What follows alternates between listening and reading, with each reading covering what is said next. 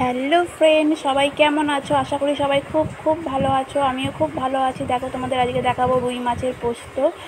তা কীভাবে বানাচ্ছি তোমরা দেখো। ভালো লাগলে অবশ্যই ভিডিওটা লাইক কমেন্ট শেয়ার করতে ভুলবে না। অবশ্যই চ্যানেলটা সাবস্ক্রাইব করে দেবে। তা দেখো আমি কীভাবে বানাচ্ছি, তোমরা অবশ্যই এইভাবে বানিয়ে দেখো। আর তোমরা কে কেমনভাবে বানাও সেটাও আমাকে অবশ্যই জানাবে। দেখো, মাছটাকে ধুয়ে প্রথমে নুন হলুদ মাখিয়ে রেখে দিয়েছি। মাছটা একবারে কাটিয়ে আনা হয়েছিল বাজার থেকেই। দেখো এবারে তোমাদের দেখাচ্ছি ভালো করে আঁশগুলো পরিষ্কার করে ধুয়ে নুন হলুদ মাখিয়ে রেখে দিয়েছি। আর এইদিকে পেঁয়াজ কুচানো আছে, একটা টমেটো ছোটো সাইজের একটা টমেটো কেটে নিয়েছি। আর এইদিকে পোস্ত বাটা, আর ওইদিকে আছে একটুখানি অল্প সামান্য আদা বাটা রেখে দিয়েছি। তা মশলাটা অল্প মশলা, তাই শিলেই করে নিলাম। তোমরা যদি পারো মিক্সিতে অবশ্যই করে নিও। তা এইদিকে দেখো তেলটা গরম হয়ে গেছে, কড়াটার মধ্যে তেলটা দিয়ে দিচ্ছি। তেলটা গরম হয়ে ধোয়া উঠছে। তা মাছটা দিয়ে দিচ্ছি। মাছটা দিয়ে দেখো উল্টিয়ে দিচ্ছি। মাছ সবসময় তেলে দিয়ে উল্টিয়ে দিলে তাহলে আর মাছটা কড়াতে লেগে যায় না। তো যারা রান্না করো তারা তো অবশ্যই জানো, আর যারা নতুন করছো তাদের জন্য বলে দিলাম। তো সবসময় কড়াতে তেল গরম হলে তারপরে মাছ দেবে, আর মাছ দিয়ে সঙ্গে সঙ্গে উল্টিয়ে দেবে, তাহলে মাছটা কড়াতে লেগে যায় না। তোমাদের ভাজতে খুব সুবিধা হবে। এইদিকে দেখো মাছগুলো সব ভেজে তুলে নিয়েছি। তা ওই কড়াইয়ের মধ্যেই দেখো ওই যেটুকু তেল ছিল তার মধ্যেই করছি, আর তেল দিইনি। ওর মধ্যে একটু কালো জিরে ফোড়ন দিয়ে দিলাম। এটা বেশি তেল লাগে না, এই রান্নাটায় অল্প তেলে খুব সুন্দর রান্না হয়। কালো জিরে ফোড়ন দিয়ে এর মধ্যে পেঁয়াজটা দিয়ে দিলাম। তা তোমরা যদি কেউ পেঁয়াজ না দিতে চাও না দিলেও হবে, শুধু আদা আর পোস্ত দিয়ে করলেই হবে। আমি একটু পেঁয়াজ দিলাম। তো পেঁয়াজটা একটু নাড়াচাড়া করে হালকা করে ভেজে নেবো। ওর মধ্যে একটু সামান্য পেঁয়াজের মধ্যে নুন দিয়ে দেবো। তা পেঁয়াজের মধ্যে নুন দিয়ে ভাজলে কী হয়, পেঁয়াজটা তাড়াতাড়ি নরম হয়ে যায়, তাড়াতাড়ি ভাজাটা হয়ে যায়। তা অবশ্যই পেঁয়াজ ভাজার সময় একটু নুন দিয়ে দেবে। দিয়ে দেখো কত সুন্দরভাবে ভেজে নিচ্ছি। বেশি কিন্তু কড়া করে ভাজবে না, হালকা লাল লাল করে ভাজলেই হবে। তা দেখো আমি নাড়িয়ে চাড়িয়ে সুন্দর করে পেঁয়াজটা ভেজে নিচ্ছি। আর তোমরা কারা কারা রুই পোস্ত খেতে ভালোবাসো অবশ্যই জানবে। আর রুই মাছ কার কার প্রিয় সেটাও অবশ্যই জানাবে। আর তোমাদের বাড়িতে কীভাবে রান্না হয় সেটাও কিন্তু আমাকে জানাতে ভুলো না, অবশ্যই কমেন্ট করবে। আর দেখো আদা বাটাটা দিয়ে দিলাম, অল্প সামান্য আদা বেটে দিয়েছিলাম, কারণ পোস্ততে বেশি মশলা লাগে না। পোস্তটা তো জানোই, যারা খেতে ভালোবাসো অবশ্যই জানো পোস্ত দিলে আর কিছুই লাগে না। তো সামান্য একটু আদা দিলাম। আদাটার কাঁচা গন্ধ চলে গেলে তারপরে পোস্তটা দিয়ে দিলাম। পোস্তটাও ওর সঙ্গে নাড়িয়ে চাড়িয়ে ভালো করে ভেজে নিতে হবে।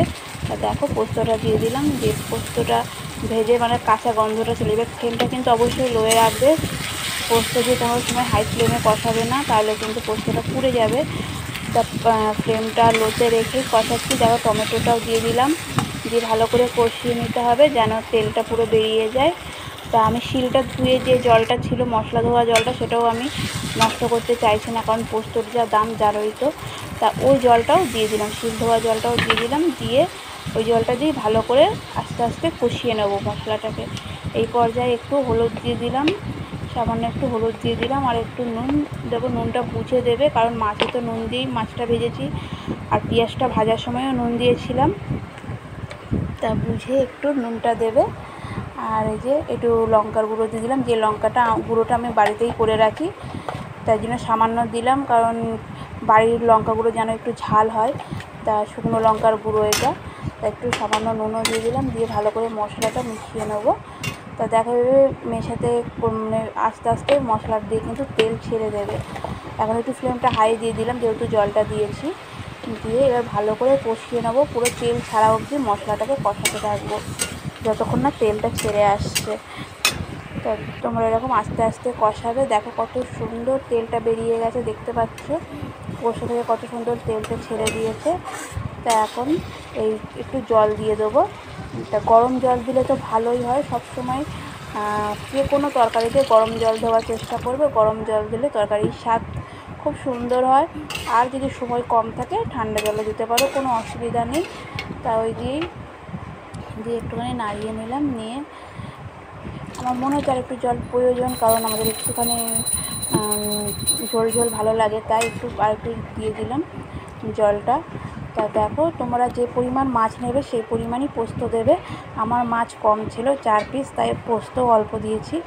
যত মাছ থাকবে সেই হিসাবে কিন্তু তোমাদেরকে জল দিতে হবে। দেখো ঢেকে দিয়েছিলাম, কত সুন্দর ঝোলটা ফুটে উঠেছে। তা ঝোলটা ফুটে উঠেছে, এখন মাছগুলো দিয়ে দেবো, দিয়ে একটুখানি ফুটিয়ে নেবো, তাহলেই কিন্তু হয়ে যাবে। বেশি টাইম লাগে না এই রান্নাটা করতে, খুব অল্প সময়ে খুব সুস্বাদু রান্নাটা হয়। তোমরা অবশ্যই বাড়িতে একবার ট্রাই করে দেখো, আর কেমন হয়েছে অবশ্যই আমাকে জানিও। দেখো মাছগুলো দিয়ে এখন একটু ঢাকা দিয়ে ফ্লেমটা লো করে দেবো, যাতে মাছটা পুরো পোস্তর ঝোলটার সঙ্গে ভালো করে মজে যায়। তা দেখো কত সুন্দরভাবে আমি হয়ে গেছে, দেখো কত সুন্দরভাবে ঢাকা দিয়ে রেখে দিয়েছিলাম। তা দেখো কত সুন্দর হয়ে গেছে, এর থেকে আর বেশি আমার ঝোলের প্রয়োজন নেই। মাছটা পুরো ঝোলের সঙ্গে দেখো মাখো মাখো হয়ে গেছে। এবার উপরে একটু ধনেপাতা ছড়িয়ে সার্ভ করে দেবো।